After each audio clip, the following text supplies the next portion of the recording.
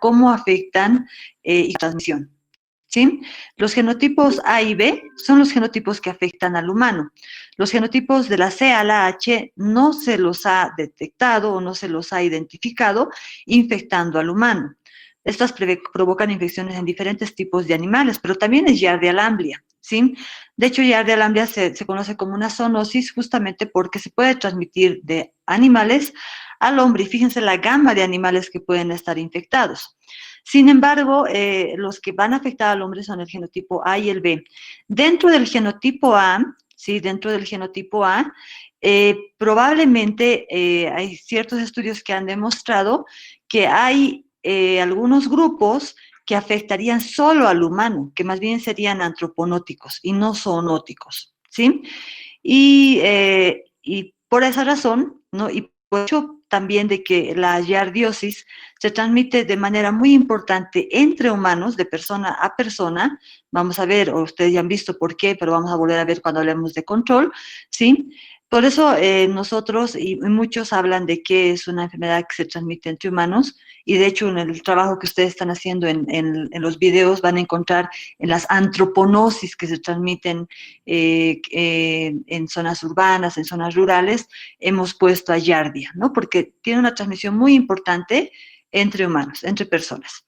Juegan un rol importante animales domésticos, ¿sí? Pero el principal rol lo juega el humano. ¿Sí?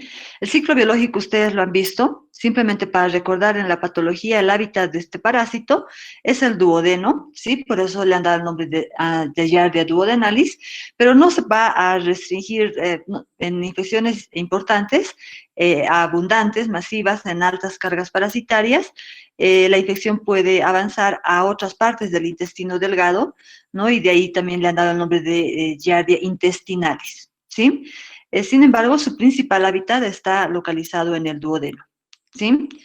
El parásito ingresa en el organismo por la ingesta de agua o alimentos contaminados, ¿no? Por la vía oral en su forma de quiste maduro, pasa por el estómago y al pasar por el estómago se va a reblandecer esta membrana quística, pasa al intestino delgado donde van a emerger dos trofozoitos. Recordemos que el quiste maduro tiene 4 núcleos, por lo tanto da lugar a 2 trofozoitos flagelados, y este trofozoito flagelado es el responsable de la patología, porque es el que se puede adherir, pero además se multiplica de manera abundante por fisión binaria, ¿sí? En su hábitat, que es el duodeno, ¿no? Este parásito no es un parásito que vaya a erosionar la mucosa. No tiene o no segrega, como en el caso de entamovistolítica, segregaba sustancias histolíticas que le permitían dañar la mucosa y hacerse invasivo. Este parásito no es invasivo como tal. Este parásito se adhiere a la mucosa del intestino, no invade, no llega a la submucosa, no llega al torrente sanguíneo, ¿sí? Pero a nivel de la mucosa causa daño. ¿Por qué? Porque segrega una serie de sustancias que le permiten adherirse a la mucosa, ¿sí? O sea, para adherirse, el parásito no solo lo hace a través de su disco suctorio o de sus flagelos, sino segrega una serie de sustancias, ¿sí? Y entre estas, sustancias que le van a permitir adherirse a la mucosa y mantenerse en el hábitat para seguir multiplicándose. Una vez que el parásito se desprenda de la mucosa, ¿no? Algunos siempre serán arrastrados hacia el yeyuno, ilion, y una vez que lleguen al colon donde van a encontrar menor cantidad de agua, se enquistan y es en forma de quiste como van a salir, ¿sí? En las heces. Obviamente, en situaciones en las que pueda haber diarrea, y ojo, Giardia sí causa diarrea, ¿sí? Podemos encontrar trofozoitos de este parásito en las heces. Y también podríamos encontrar trofozoitos, ¿no? Cuando la diarrea no está causada por Giardia, puede estar causada por otra cosa, por otro origen, pero la diarrea podemos encontrar trofozoitos, ¿sí? Pero lo que habitualmente encontramos son a los quistes, ¿sí? Este es el ciclo, un poco el ciclo de transmisión, agua, alimentos, quistes, ¿no? Y fíjense lo que yo les decía, ¿no? en el hábitat se multiplican por fisión binaria, aumentan en número, eso garantiza que permanezca en su hábitat, ¿no? Y algunos se van perdón, voy a ocultar esto.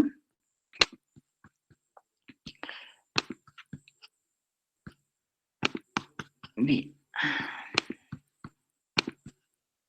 Bien, ¿sí? Entonces esto está en el hábitat y bueno, siempre habrá algunos que se desprenden y van a ir avanzando en el tránsito intestinal, con el contenido intestinal y se van a enquistar, ¿no?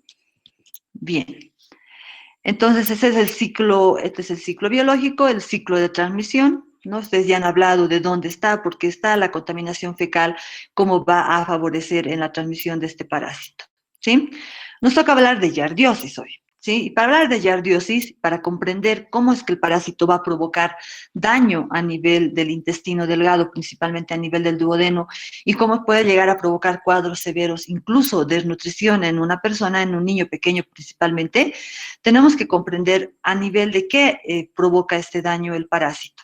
Y para comprender a nivel de dónde provoca el daño, hay que comprender primero la anatomía. Recordemos que el duodeno está a continuación del esfínter pilórico, ¿sí? Y aquí está el duodeno, es pequeño, no mide más de 30 centímetros, pero hay algo muy importante anatómicamente que hay que recordar del duodeno, que en el duodeno desembocan el conducto colédoco, o sea, es dado al duodeno donde la vesícula va a vaciar la bilis, y también el conducto pancreático, por lo tanto también es al duodeno donde el páncreas va a vaciar sus secreciones. Importante eso, porque recordemos que tanto la bilis como las secreciones pancreáticas son parte de la, de la función de digestión de los nutrientes, ¿sí?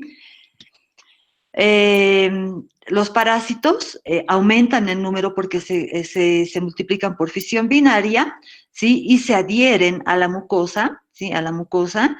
Y lo importante es de aclarar aquí que algunos autores mencionan que tiene una acción mecánica, ¿no?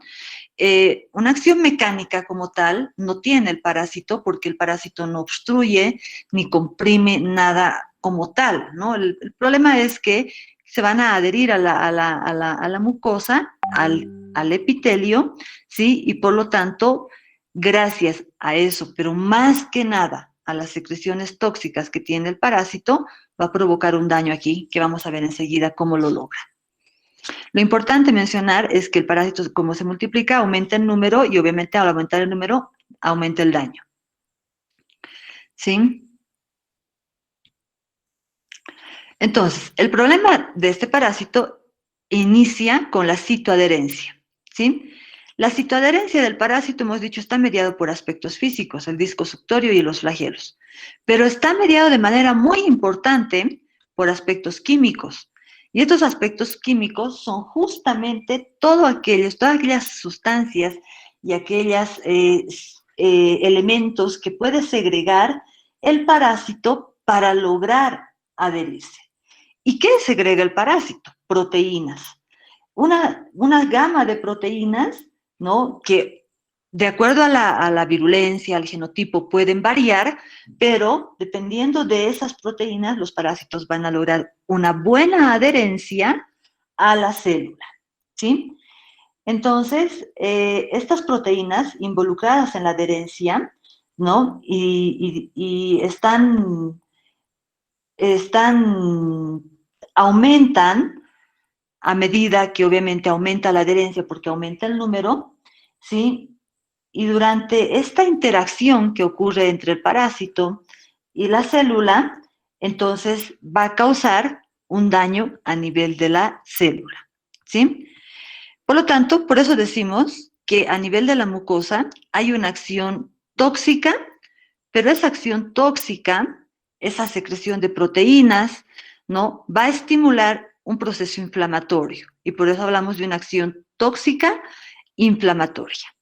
Esa acción tóxica inflamatoria es la que va a mediar el daño, es la que va a ser la responsable del daño del epitelio y por lo tanto va a haber una duodenitis. ¿Sí? Entonces, ¿qué existe en la yardiosis? Vamos a seguir explicando cómo causa el daño, pero partamos de pensar qué existe. ¿Sí? Lógicamente hay una relación entre la magnitud del daño y la intensidad de la sintomatología. A mayor cantidad de parásitos, mayor cantidad de daño y obviamente una mayor sintomatología. Muchos casos pueden cursar como asintomáticos, quiere decir que no tienen síntomas o pueden tener un daño mínimo que no van a manifestarse en síntomas, ¿sí? De hecho, los adultos pueden estar infectados con giardias y los adultos en general pueden cursar la infección como asintomáticos, ¿sí? Los casos sintomáticos van a iniciar en una primera fase, con una diarrea acuosa, que puede llegar a ser abundante, ¿sí? Esta diarrea puede llegar entre comillas, a autolimitarse, ¿sí? Y pasar, ¿sí? Y este cuadro de esta persona de tener una diarrea pasa a también a ser una persona que puede ser asintomática o que puede empezar a tener procesos diarreicos intermitentes. Tener diarrea, deja de tener diarrea, tiene diarrea, deja de tener diarrea, ¿sí?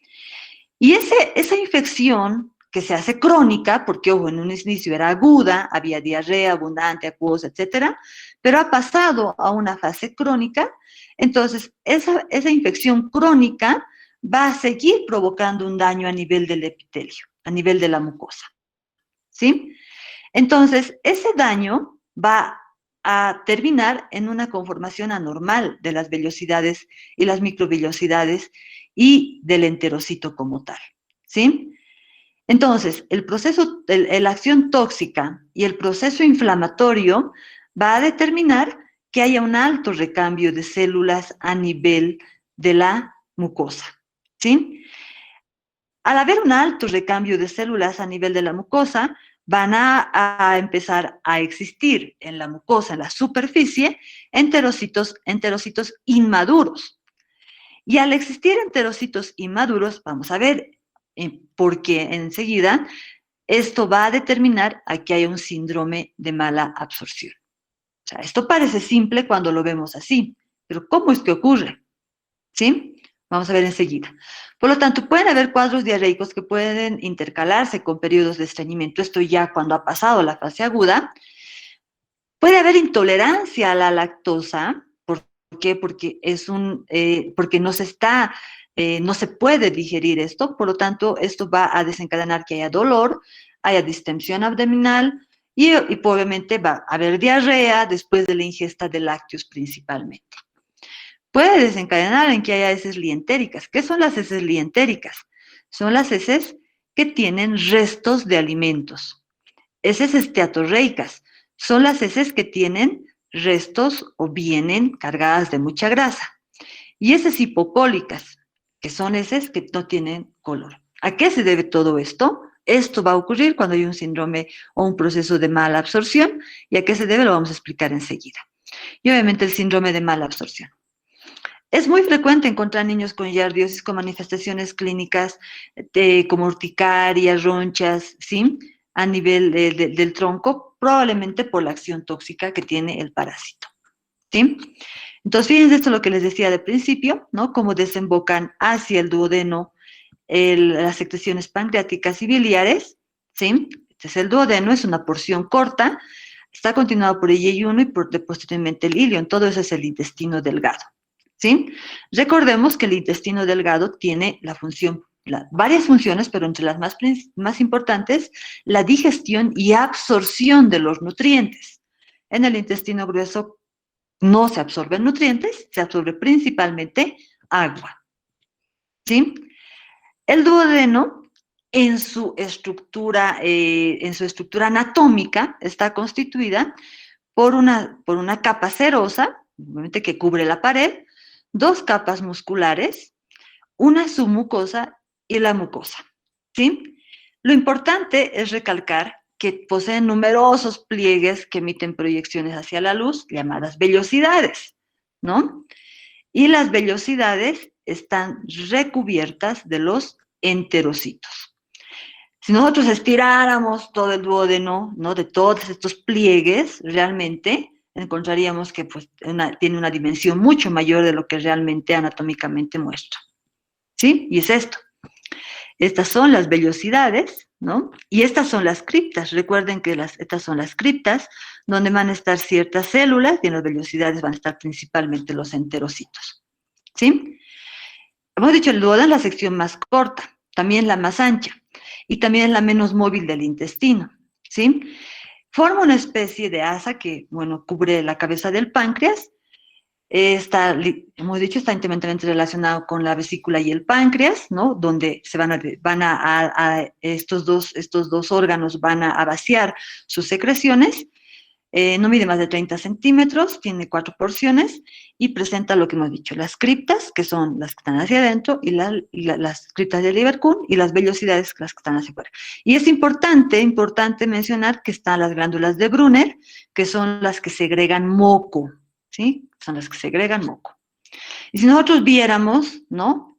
Es esto, fíjense, las vellosidades, y si hacemos un corte de las vellosidades, un corte de esto, ¿no? Aquí un corte así transversal, entonces cada vellosidad está compuesto por, fíjese, está tapizado por los enterocitos. Y los enterocitos tienen esta estructura. Van a tener aquí, ¿no? El cepillo del enterocito, ¿no? Que sí son las microvellosidades, las denominadas microvellosidades. Entonces, ¿no? Ahí está. En las vellosidades intestinales están los enterocitos y las células canciformes también, ¿sí? Y en las criptas hay varias otras células, las células calciformes, las células endocrinas, las células de Paneth y varias células indiferenciadas que luego son las que van a, ¿no? Las que van a dar lugar a las otras células, ¿sí? Y las glándulas de Brunner, que son las que segregan muco, las secretoras. Si nosotros viéramos de una manera más esquemática, esta es la cripta, donde están las células precursoras, ¿no? Las células precursoras, ¿no? Y aquí en la vellosidad están los enterocitos. Fíjense, están las células de Paneth, las células madres, las células progenitoras, y luego se van diferenciando a células mucosas, células endocrinas, células y los enterocitos.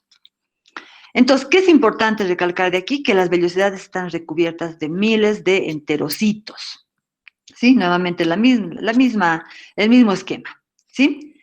Y en el enterocito es importante mencionar que tiene microvellosidades en la parte apical, ¿no? En la membrana apical, ¿sí? Y tanto en la misma célula como en la parte apical se van a segregar una serie de enzimas, ¿no? El enterocito en el duodeno tiene la principal función de la digestión. ¿Gracias a qué? A estas enzimas que van a segregarse. Pero ojo, son las enzimas de la membrana apical, o sea, de la parte de las microvellosidades, ¿sí? Las que van a hacer las peptidasas y las oligosacaridasas, o sea, las encargadas de digerir proteínas y carbohidratos, ¿sí?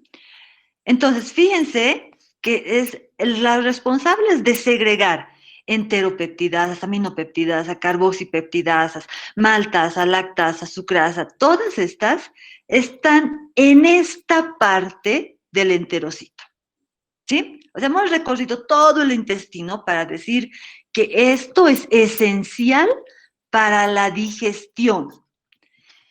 Entonces, ¿no? Nuevamente lo mismo, ¿sí? Y luego ya en el yeyuno, ¿no? Pasan los alimentos digeridos para absorberse a través de la misma célula y a través de estos espacios entre células.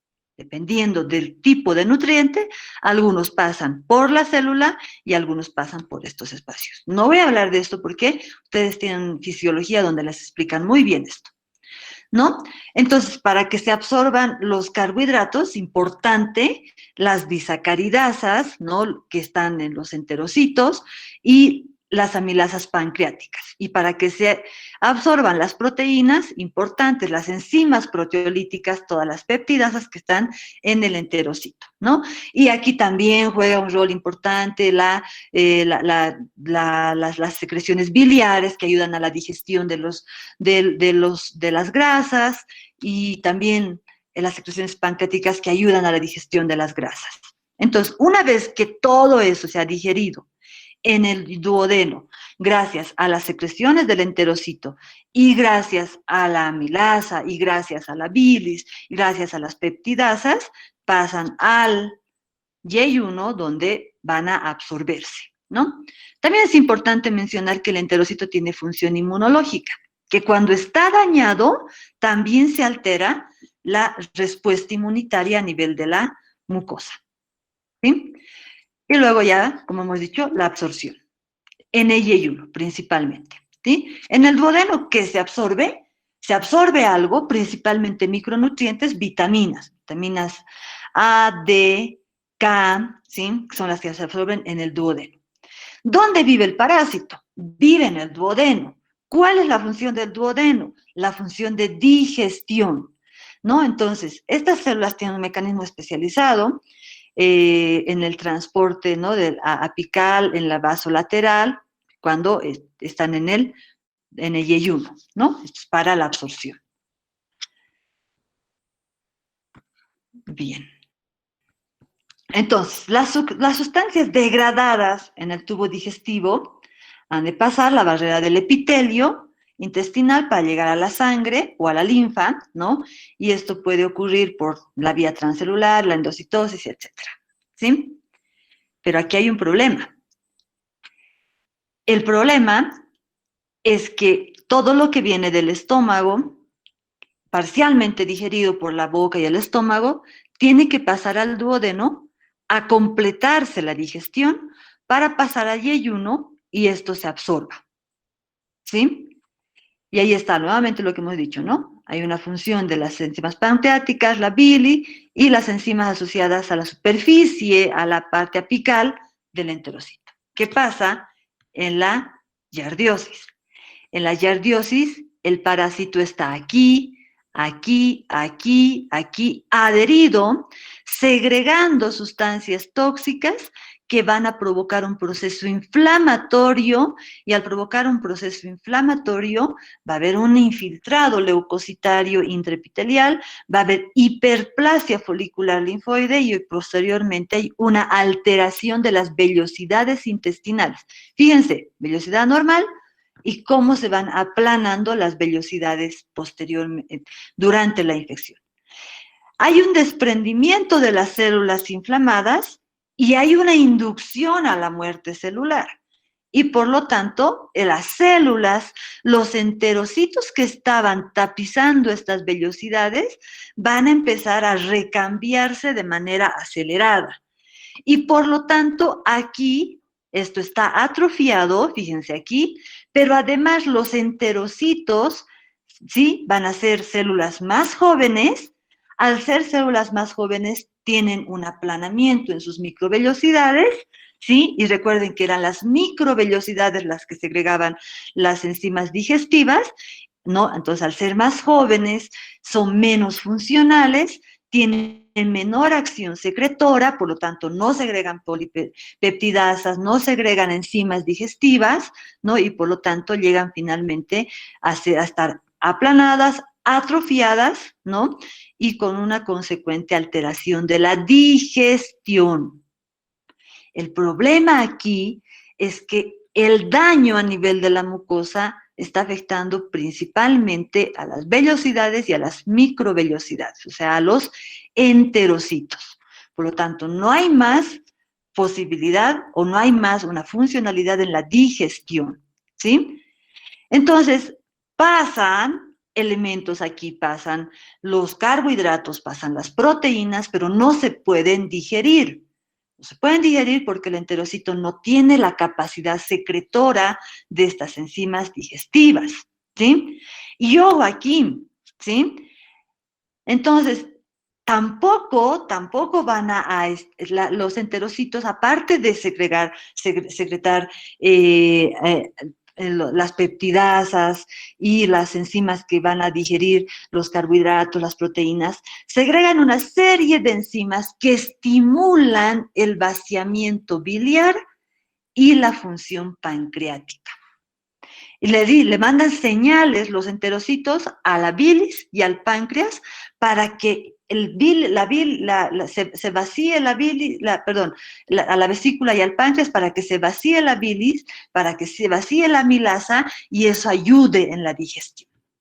Entonces, la digestión está completamente alterada y por lo tanto todo lo que no se ha digerido pasa al yeyuno, pero el yeyuno no puede absorber aquello, no porque su función esté alterada, no porque esté dañado. Ojo, puede estar dañado porque puede llegar la infección hasta el yeyuno, pero el problema mayor es que aquello que no se ha digerido en el duodeno no se puede absorber en el yeyuno.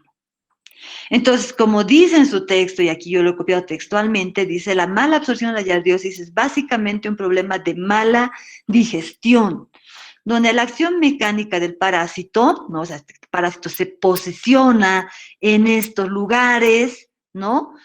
¿No? Y a esto sumado su acción tóxica, su acción inflamatoria, da origen a un daño tisular. ¿Cuál es el daño tisular? La atrofia de las vellosidades, ¿no?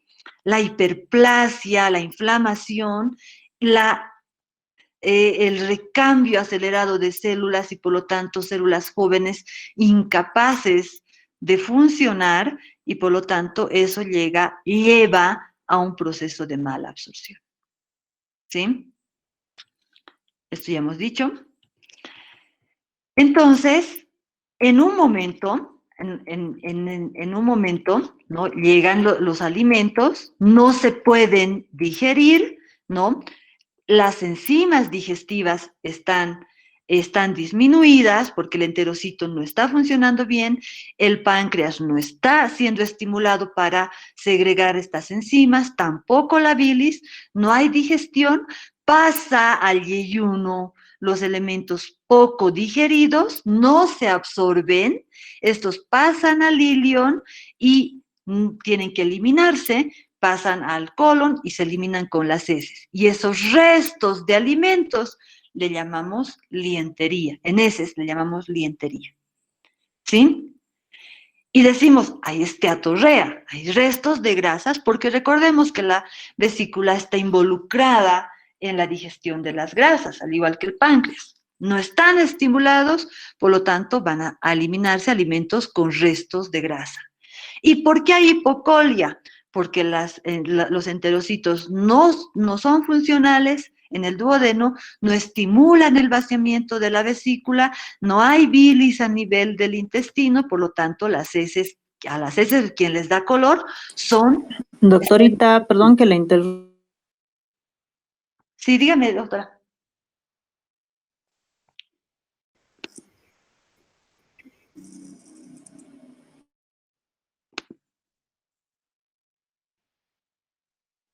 Doctora Durán, no Sí, se está escuchando, perdón que la interrumpa, no se sí. escucha el audio. Muy bien, está entrecortado. ¿Desde el principio? Unas 2 diapositivas, no, una diapositiva atrás, doctorita. Ya. Bueno, yo tengo normalmente internet a la máxima capacidad, pero bueno, si se vuelve a interrumpir, ¿ahora se escucha bien? Sí, ahora sí, ahora sí. Muy bien. Bien. Entonces estábamos aquí, ¿verdad? Entonces, no hay un buen estímulo a la vesícula no vacía la bilis es la que le da color a las heces y por eso las heces son hipocólicas, ¿sí? Eso es un síndrome de mala absorción. Pero ¿qué hay normalmente antes de que haya este síndrome de mala absorción? Hay diarrea, hay intolerancia a la lactosa. ¿Y por qué hay esto? Hay dolor abdominal, ¿sí? Hay esto porque cuando los alimentos ingresan, ¿no?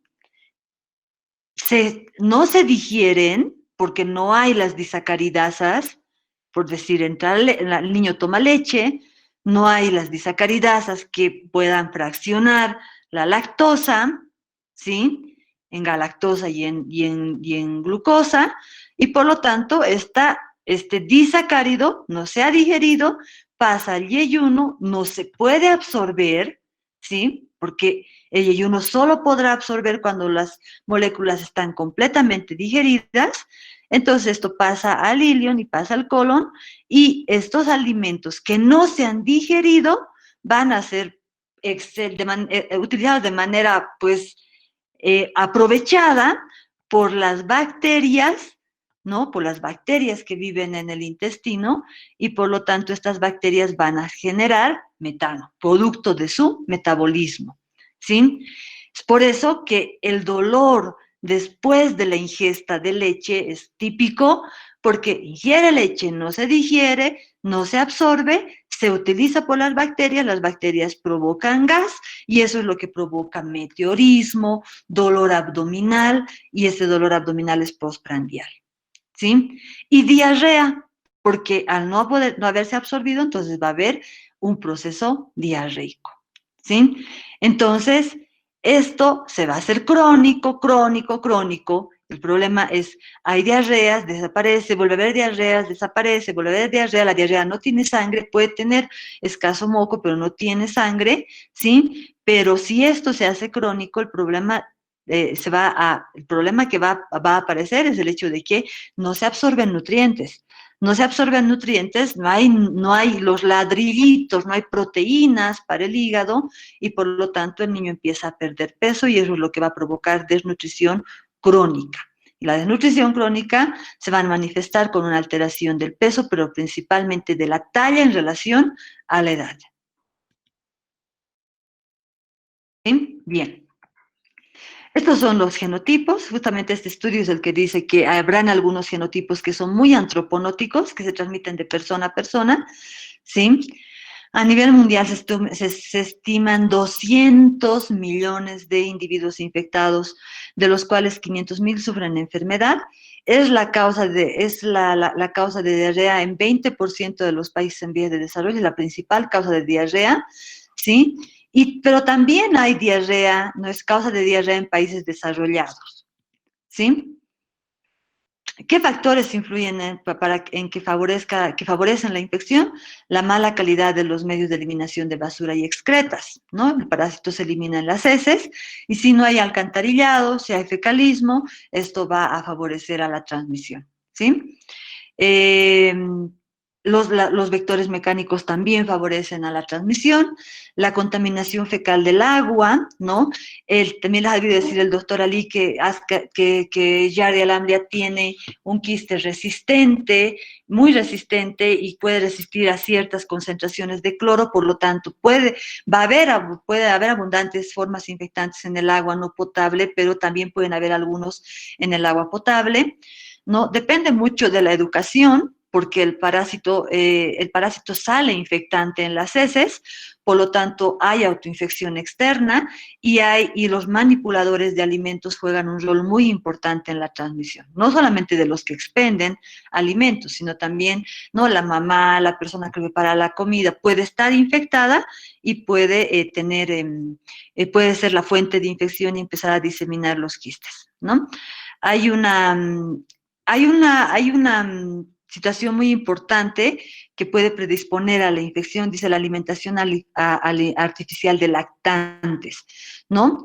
Más que, como dice aquí, en el descuido de la preparación de los biberones, es el hecho de que está comprobado que los niños que no hayan tenido lactancia exclusiva durante los primeros 6 meses de vida tienen menor estímulo en la secreción de inmunoglobulina A nivel de la mucosa, y a nivel de la mucosa intestinal, la inmunoglobulina A es la que contrarresta la infección por este y otros parásitos. Por lo tanto, niños que no han tenido una lactancia exclusiva serán más susceptibles a infectarse y a tener cuadros severos por este parásito, ¿sí? Puede haber transmisión ¿no? por el contacto ano-boca, ¿no? Porque las formas salen infectantes en las heces. El quiste es viable por 2 meses en agua fría y es resistente al agua, a la potabilización con cloro. En ocasiones estas infecciones es de tipo familiar, porque ya les he dicho, las manos juegan un rol importante, ¿no? Hay niños que pueden ser sintomáticos y en la misma familia el padre estar infectado pero no tener síntomas. ¿Por qué?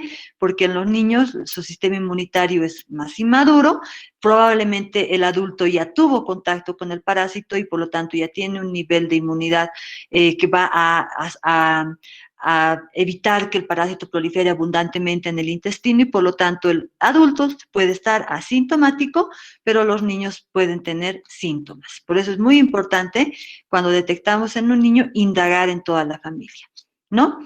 Y fíjense, esto no parece, pero estos son zonas periurbanas donde no hay agua, donde puede haber fecalismo y puede haber transmisión, pero no deja de haber en zonas urbanas, porque ahí juegan un rol importante las manos, ¿sí? Y obviamente aquí el agua y comidas son los que van. Ah, y algo importante, como es una zoonosis, animales domésticos como vacas, perros, gatos, también pueden ser portadores y el contacto con ellos, contacto estrecho con ellos, va a también a predisponer a la transmisión, ¿sí?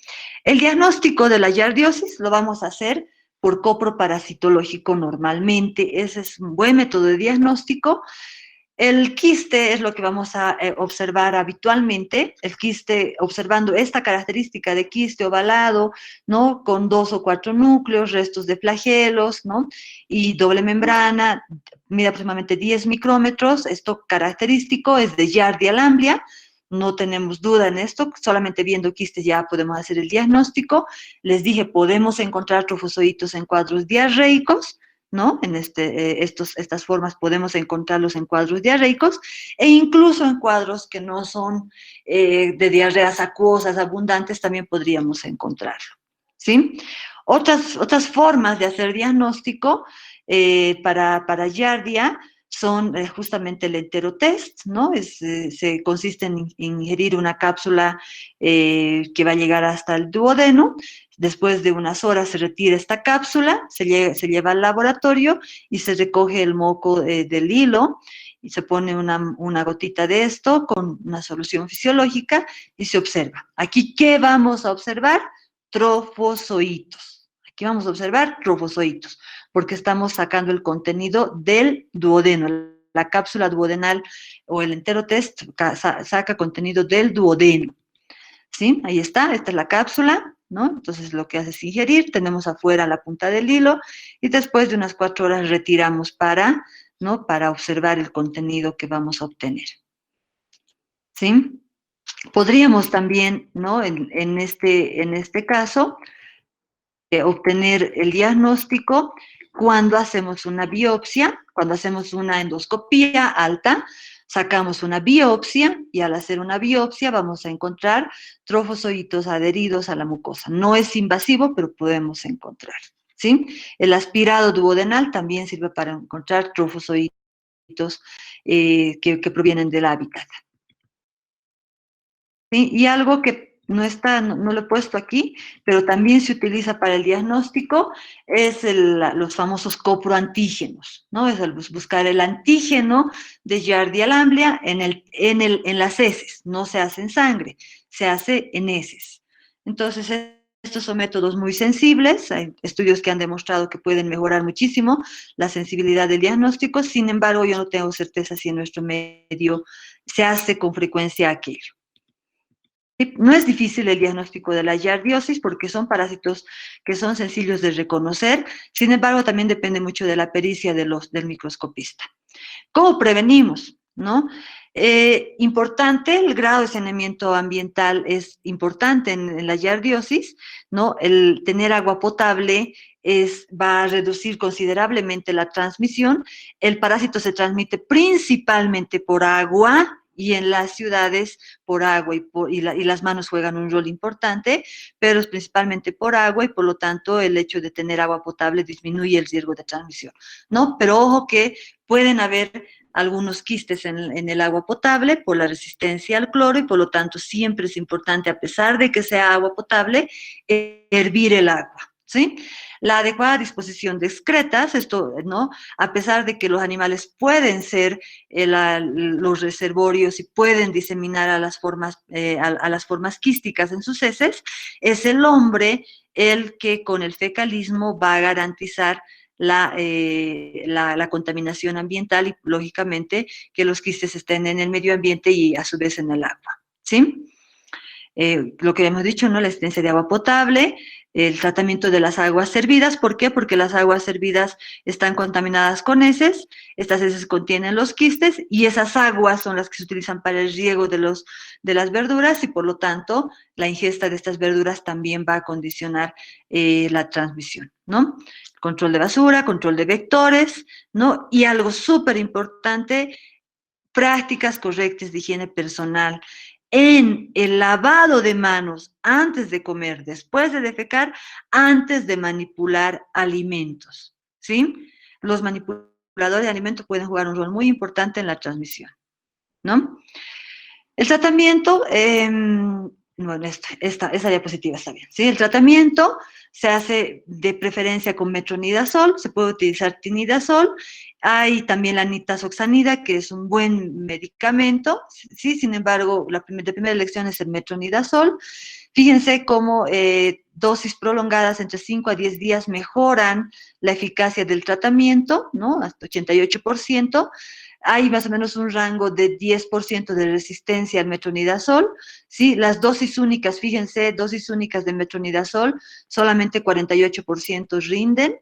Cuando aplicamos 2 días, solo 71% rinden, ¿sí? Entonces, no es recomendado entonces en los niños y también en los adultos prolongar el tratamiento entre 5 a 10 días, ¿sí? En los adultos 500 a 700 miligramos por día y en los niños, dependiendo del peso, ¿no? Entre 15 y 22 miligramos kilogramo peso día, ¿sí? Ese es el tratamiento de elección, ¿no? Para los niños puede venir en jarabes, para los adultos viene en pastillas. Y importante, la nitazoxanida. La nitazoxanida se utiliza para otros parásitos también, ¿no? Por eso es que tenemos que tener el cuidado de no quemar la nitazoxanida, que es un buen antiparasitario que nos puede servir como una segunda opción para otros, ¿sí? Y bueno, estos patógenos ustedes ya lo han visto en la anterior clase, los otros flagelados. Sí, me voy a quedar con esta diapositiva porque por si ustedes tienen alguna pregunta.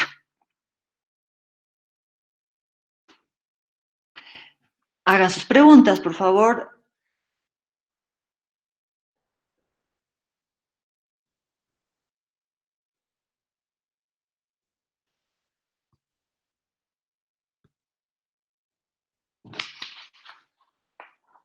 Preguntas, muchachos.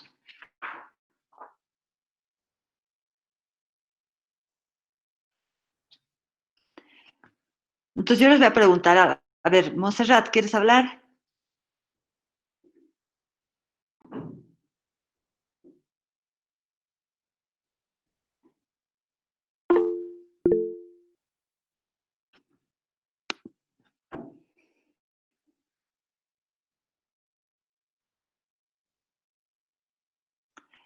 Bien. Bueno, no hay preguntas, me imagino que todo se ha comprendido. El texto que van a tener de base es el texto que está escrito por el doctor Martínez. Pueden hacer sus preguntas en el chat si sus micrófonos no funcionan, ¿sí? Pueden escribir sus preguntas en el chat. Y de todos modos se les va a poner también algún otro material para que puedan ver un poco más sobre la giardiosis como tal.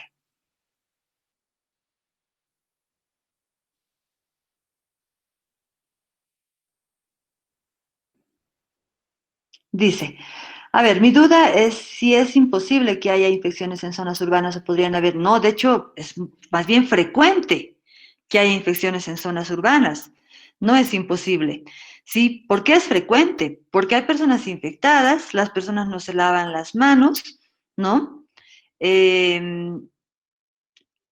contaminan las manos con las heces, manipulan alimentos, se autoinfectan, pero al manipular alimentos infectan a otras personas por heteroinfección. Pero no solamente eso, ¿no? Por ejemplo, en las guarderías, en los kinderes, los niños tienen pocos hábitos de higiene, se contaminan las manos con heces, ¿no? No tienen buen hábito para lavarse las manos, comparten juguetes, comparten enseres y de esa manera los otros niños se infectan. La cuestión aquí es que el quiste sale infectante con las heces, ¿sí? Entonces, no, más bien no es raro, más bien es frecuente. Por eso, de hecho, en el grupo de videos hay uno dice que parasitosis transmitidas en zonas urbanas y está justamente Yardia, ¿sí? Dice, ¿por qué no existe? Dice, ¿por qué existe intolerancia ¿por qué existe intolerancia a la lactosa? Tendría que ver con la galactosa. No entiendo su pregunta, Paola. ¿Por qué existe intolerancia a la lactosa? Ahí creo que le falta una coma. ¿Tendría que ver con la galactosa? La intolerancia a la lactosa existe porque el parásito provoca daño a nivel de la mucosa. Este daño a nivel de la mucosa va a provocar un recambio acelerado va a provocar una atrofia en la vellosidad y esto a su vez, la inflamación y la toxicidad va a provocar un recambio acelerado de los enterocitos, ¿no? Enterocitos jóvenes van a llegar, como está aquí en la diapositiva, ¿no? Van a tapizar las vellosidades atrofiadas, son las vellosidades atrofiadas, ¿no? Pero no solamente hay atrofia en la vellosidad, sino el enterocito como tal es joven. Y como hemos dicho en esta diapositiva, ¿sí? Esta, ¿sí? Estas enzimas se segregan a nivel apical del enterocito, ¿sí? A nivel apical. Y aquí está la lactasa. Por lo tanto, al no segregarse todas estas enzimas, incluida la lactasa, entonces pasa la lactosa por el duodeno y en vez de digerirse en galactosa y en glucosa, que tiene que partirse para poder absorberse, tiene que hacerse monosacárido para poder absorberse, no lo hace. ¿Por qué? Porque el enterocito no es funcional, no segrega esta enzima, no segrega esta molécula para digerir la lactosa. ¿Quién digiere la lactosa? La lactasa. ¿Y quién segrega la lactasa? El enterocito. Por lo tanto, no hay lactasa, no hay digestión de lactosa, ¿sí? Al no haber digestión de lactosa, entonces la lactosa pasa al yeyuno, no se absorbe porque esa molécula no es absorbible, pasa al ilion y pues a partir de ese momento las bacterias empiezan a utilizarla como su alimento. La utilizan para su metabolismo y como producto de ese metabolismo van a segregar una serie de gases, entre esos metano. Y por eso es que hay distensión abdominal en la intolerancia a la lactosa, esa distensión abdominal provocada por la presencia de gases, y eso es lo mismo que va a provocar el dolor abdominal, ¿no? Y el dolor típicamente es después de que toma leche, ¿sí? Entonces, y las heces son fétidas por la misma utilización de estos oligosacáridos por parte de por las bacterias. Entonces, las utilizan, las metabolizan y excretan, ¿no? Gases. Y esos gases son los que le dan olor fétido, ¿no? Y lógicamente los alimentos que no están digeridos también, ¿no? Si hay proteínas que no están digeridas porque las peptidasas no se han secretado adecuadamente, entonces las proteínas no se digieren, no se absorben y por lo tanto en el intestino, entre comillas, se pudren, ¿no? Se putrefactan.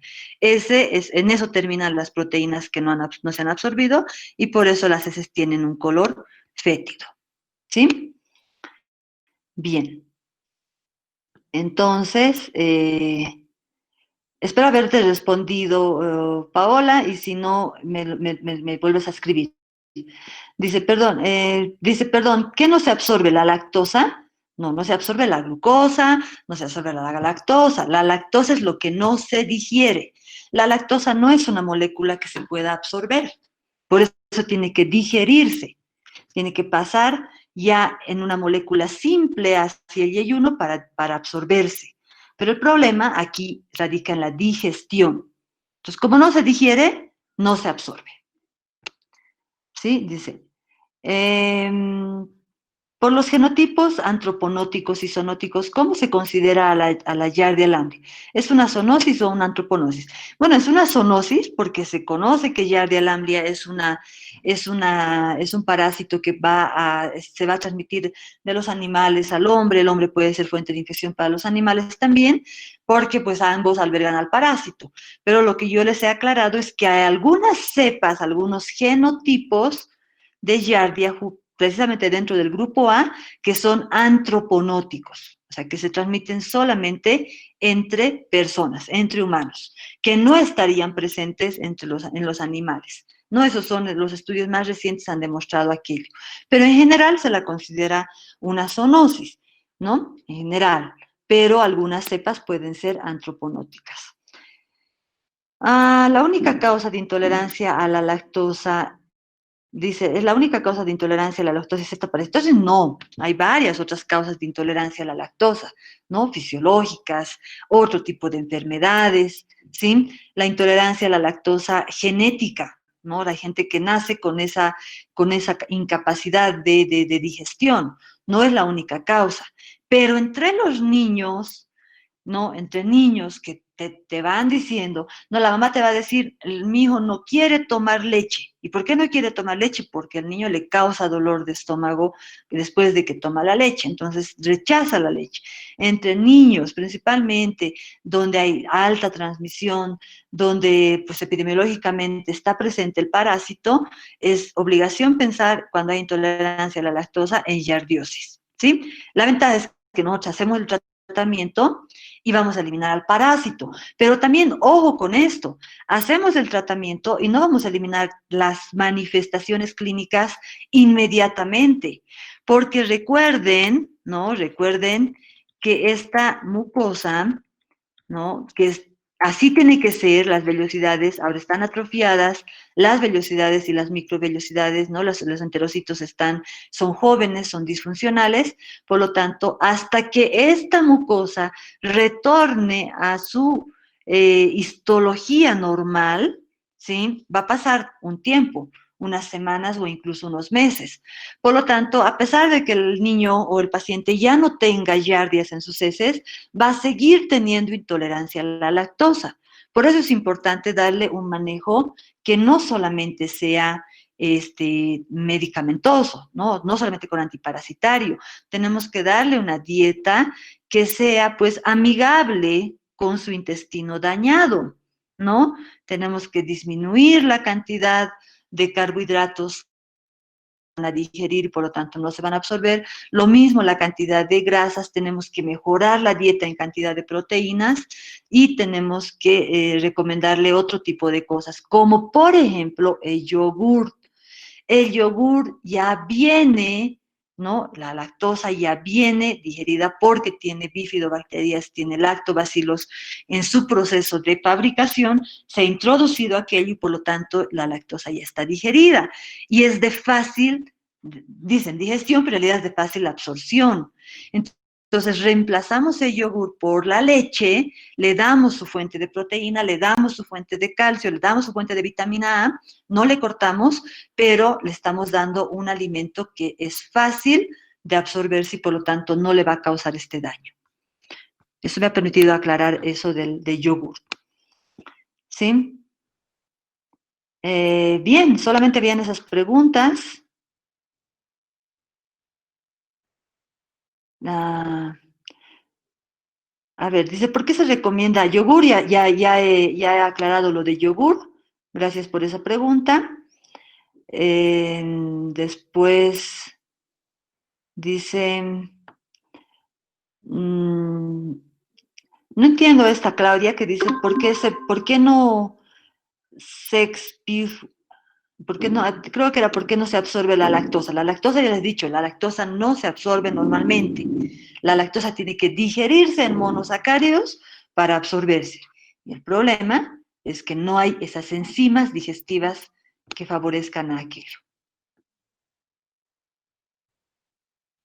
¿Qué más? Dice, ¿Giardia lamblia causa sí o sí síndrome de mala absorción? No, es una muy buena pregunta.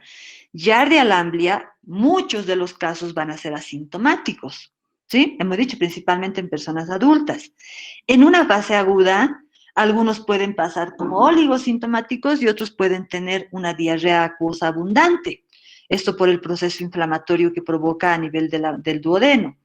Entonces, se dañan, ¿no? Hacen apoptosis los enterocitos en todo el intestino van a tener la función de segregar cloro, no sodio y absorber agua, entonces esa función se daña y por eso hay diarrea. Pasa este momento, ¿no? Pasa, puede no pasar y puede necesitar tratamiento, pasa, puede autolimitarse la infección y muchos de ellos pueden hacerse crónicos. Al hacerse crónicos, muchos se pueden quedar como crónicos asintomáticos sin nunca presentar síntomas y otros se pueden quedar con estos síntomas de diarreas intermitentes, no muy acuosas, más bien con restos de alimentos, ¿no? Intolerancia a la lactosa, está normal, unas semanas después otra vez diarrea y puede tener estos cuadros intermitentes, ¿no? Si el cuadro es sostenido, prolongado, hay abundante carga parasitaria, etcétera, el niño puede estar reinfectándose además y eso puede condicionar la carga parasitaria. Entonces, eso sumado a algunos otros factores del hospedador es lo que llegaría a causar el síndrome de mala absorción, que es un cuadro crónico, severo, pero no es el más frecuente de la giardiosis. ¿Sí? De hecho, puede tener intolerancia a la lactosa y no necesariamente tener síndrome de mala absorción. ¿Sí? Buena pregunta, Mónica. Bien, muchachos, entonces al no haber más preguntas, nos despedimos. Estén atentos a los comunicados en la plataforma, por favor. Gracias, doctora Castillo, por su apoyo. No hay por qué, doctora. Hasta luego. Hasta luego.